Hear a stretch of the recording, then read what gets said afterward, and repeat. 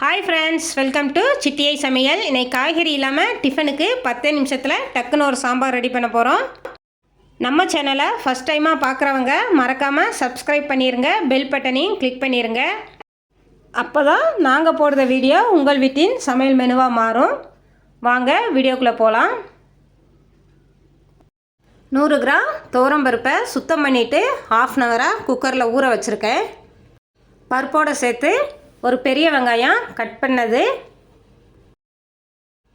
ஒரு medium size தக்காளி 1, பச்சை மிளகாய் 2 உடச்சி சேர்த்துடலாம். உப்பும் தண்ணியும் தேவைக்கு சேர்த்துடலாம். கூடவே அரை ஸ்பூன் மஞ்சத்தூள் சேர்த்துருக்கேன்.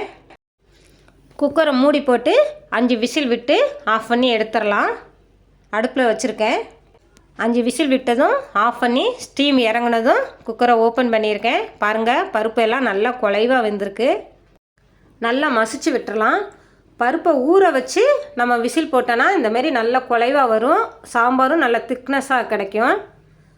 நேரம் இல்லைன்னா நீங்கள் ஊற கூட வைக்கணும்னு தேவையில்லை. இந்தமாரி டக்குன்னு 10 நிமிஷத்தில் ரெடி பண்ணிடலாம்.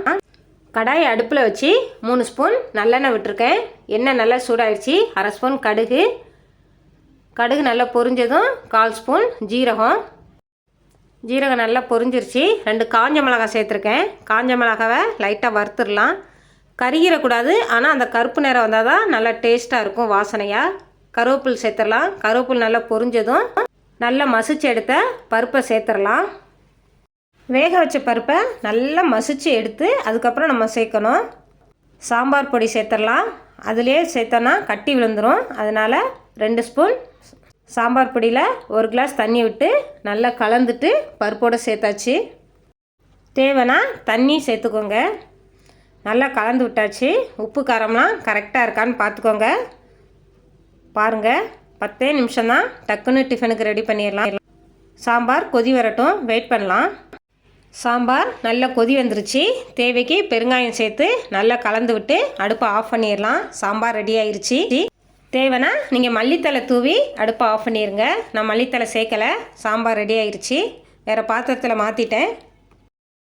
காய்கறி இல்லாமல் டிஃபன் சாம்பார் ஹோட்டலை விட வீட்டிலே செம்ம டேஸ்ட்டாக ரெடி பண்ணிட்டோம்.